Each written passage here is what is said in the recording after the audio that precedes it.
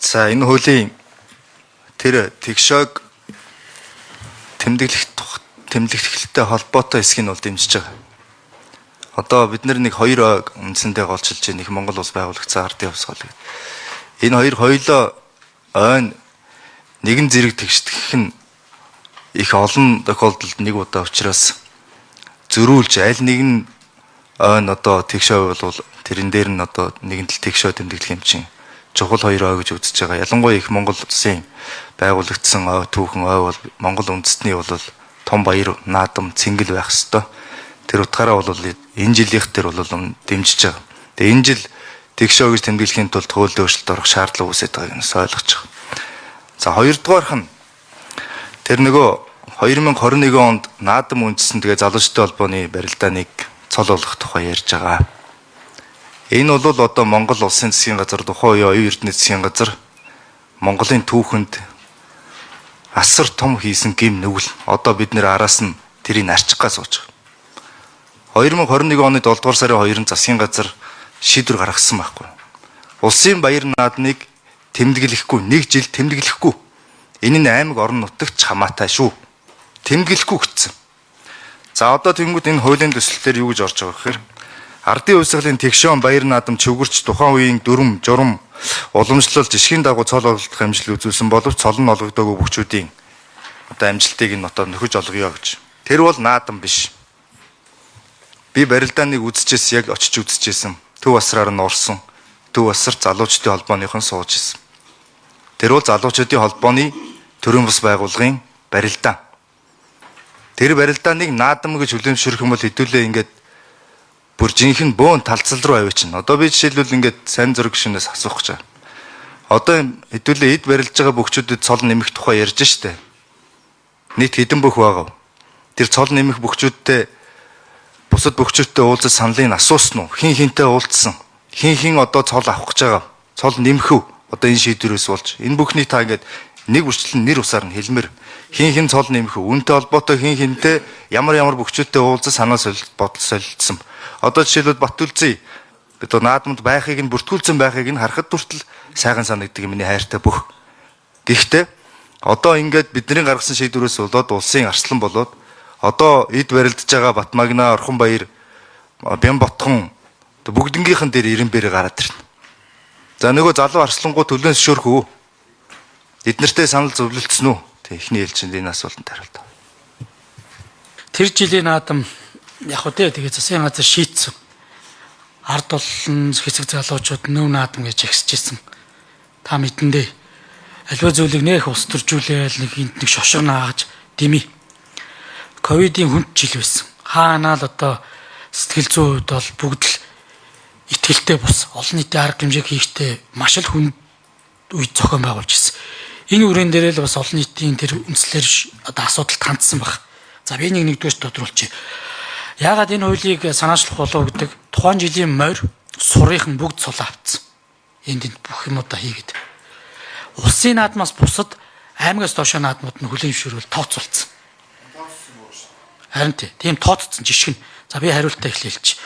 Хоёрдугаарт энэ асуудлыг би одоо шийдэд өгөх гээд байгаа юм биш. Би Лодо самбог гүшүүнд хэлчмээр байна. Энийг 2022 онд үндэсний баяр наадмын тухай хуулийг шинжсэн найруулгыг батлаад дагж мөрдөх журмын хуулиар түрүүн 22 он шийдсэн байхгүй өгөө гэд. Өг гэснийг дараа харин би нөгөө хэлээд процедур нь эрх бүхий байгууллага гэж хинбэ гэдэг асуудлаасаа болоод ойлгомжгүй процедур нь ерөнхий байгаа учраас би одоо тодруулж өгч процессыг нь тодруулж өгч байгаа.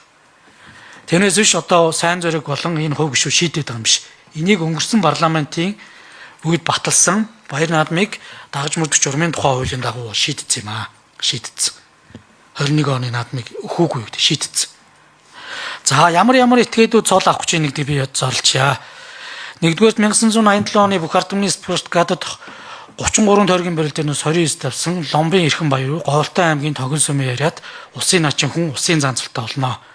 1989 оны наадамд үзүүрлэж аслан цол аваад маргааш нь хураалгасан. 1970 ардын хувьсгалын 70 жилийн ойгоор төрүүлсэн. 1994 оны 734 бүхийн барилдаанаас 9 тавж үзүүлсэн Бажинам аварга цол акнэ. Энэгээр угаасаа өрөө томлог харагдсан.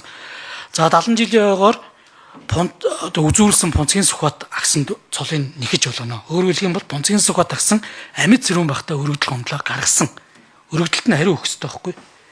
За ингээд наашаа яваад 1994-95 оны засгийн газрын тогтоолоор байгуулагдсан өндөргийн зан узрын мэлмийн нээсний айн барилдаанд одоо цол аваад 2 сарын дараа буюу 9 сард бүх цолуудын тэмдэгтэн хураага авцсан. Энэ дээр одоо амьд зэрэг үлдсэн 2 хүн байгаа.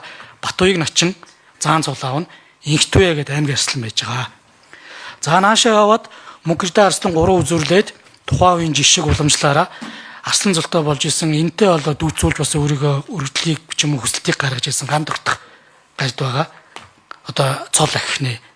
За ингэж яваад энэ дээрээс бас дүүцүүлж олгож болох хүмүүс гэдэг дээр бол одоо сумын азар авраг ярьд юм билээ. Гэхдээ хүсэлт өгсөн юм бол байхгүй.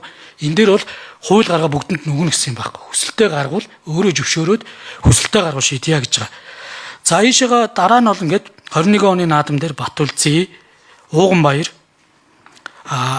Чин чулууны Батчулуун, за Довчин Сэмбэ, за Булганы одоо Эрдэнэлгийн одоо Амгалан, за дээрэс нь Нямпүрвийн за Батцайхан, за Цэвэн бүрийн Адья, за Баатрийн Уртнасан, Инхтүрийн Мөнхбаатар, за Боччаргалын Хадбаатар гэсэн ийм ерөөсө 17 оны л асуудал Монгол бүхий холбооноос өргөдлүүдэд өгсөн асуудлуудыг шийднэ.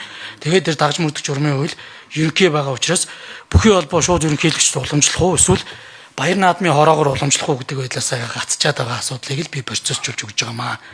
Тэгээд та хэдийг бас зөв ойлгоорой. Би бас энийг шууд одоо өгс. Тэгээ нэгэнт яг хууль өргөн барьж байгаа учраас тэр эд барилдаж байгаа залуучуудтай бөхчүүдтэйгээ ер нь уулзсан уу? Энэ амжилтын төлөө. Одоо эдгээр чинь ирэмбийн төлөө л явж байгаа шүү дээ. Ирэмбэрээ ам авдаг хэдүүлээ мэднэ. Та яг одоо ингэж бодоогүй байж болно. Гэхдээ одоо нөө таны оруулж ирж байгаа хуулийн үр дүнд үүсэх асуудлууд учраас дээр нь одоо үндэсний баяр наадам болох гэж байна. Үндэсний ив нэгдлийн хамгийн гол ивент болох гэж байна. Энэний өмнө бид нэр бөө маргаан руу наадмын өмнө одоо цол ярьж маргалдан дараа нь допинг ярьж маргалдан ингээд үндсэндээ бид нэр бахархал дээр маргалддаг юм ард өмнө болчлоо шүү дээ. Тэгэхээр ингээд бөхчүүдтэйгээ уулзсан уу гэдэг асуултанд дахиад хариулт авмаар байна. Бөхчүүдтэйгээ уулзсан уу? За Монголын үндэсний бүхий холбооноос аль биесээр саналын авсан нэгдүгээрт. Энэ дээр бас дотооддоо яаж одоо энэ асуудал дээр хариу өгдөг асуудал би хэлж мэдэхгүй. Бүхий холбоо дэмжиж энэ 17 хүний нэртээ өгсөн. За дээрэс нь би аваргуудын нэрмжит барилдаан дээр өөрийн биеэрээ очиж аваргуудад бас ирсэн аваргуудад энэ бүх зүйлүүдэд танилцуулсан. За одоо яг хилцүүлэг гэхэд бас одоо хэлэхэд бас хэцүү юм. Гэхдээ ерөн бол бүхийн барилдааны завсарлагаанаар Дархан аварга, Батэрдаа аваргатай, Пэс Сүхбат аваргатай, Сумын азар аваргатай, уучлаарай, Авгаасамдгийн Сүхбат аваргатай, Сумын азар аваргатай, Мөнхбат аваргатай, Батцуур аваргатай. За дээрэс нь энэ аваргуудтай бол бичилж уулзсан. Өсгөөөр аварга, Эрхэн баяр аваргатай бол зүгээр танилцуулсан бас яг аль бие усаар хариуг нь авах. Бусад аваргууд бол цагийн юмыг загтан нөгөөд уг нь юмыг дуусгачмаар байгаамаа. За тэр яг энийг л хэлээд одоо хэвлээ ингээд үндэсний бүхий холбоонд найдаад үндэсний бүхий холбоо наашаа ингээд шийдчихэн бид нар шийдчихэр бөө маргаан одоо ингээд талцаад эхэлнэ. Хайр юм. Яг наадмын өмнө ингээд бөхчүүдэд оройл маргалдаад яг эхэлж шүү дээ. Одоо эхэлж байгаа. Яг сошиал дээр яг одоо эхэлж байгаа. Тэр ийм л үр дагавартай байгаа. Ер нь бол цаашдаа бид нэр хэрвээ асуудлыг шийдэх юм бол үгүнцээр нь авч үзэх хэрэгтэй. Түрүүн Ариун зөө гүшүүний хэлээд байгаа тэр бид нэр одоо үндэсний их баяр наадам юм бол үндэсний их баяр наадмыг төрийн зохион байгуулдаг. Төрийн наадамдаа төрүүлж ээж арслан болдог, төрүүлж ээж авраг болдог. Энэ шудраг ёс руунд буцааж бид нэр авчирч ээж алдаа зассан болно. Одоо ингээд жишг ярддаг дөөцүүлж цэргийн алба хаана гэдэг шиг дөөцүүлж энэ төр цол авдаг энэ төр болох бол одоо цол авах гэж байгаа хүмүүсээс одоо хүлцэл үчи. Гэхдээ энэ бол зарчим. Бид нэр дургуудаа хэлж байгаа юм биш, энэ бол зарчим, нутгарч байгаа юм биш, энэ бол зарчим. Тийм учраас дараадаа төрн шийдвэр гаргах гэж байгаа бол алдаагаа засаж шийдвэр гаргадаг.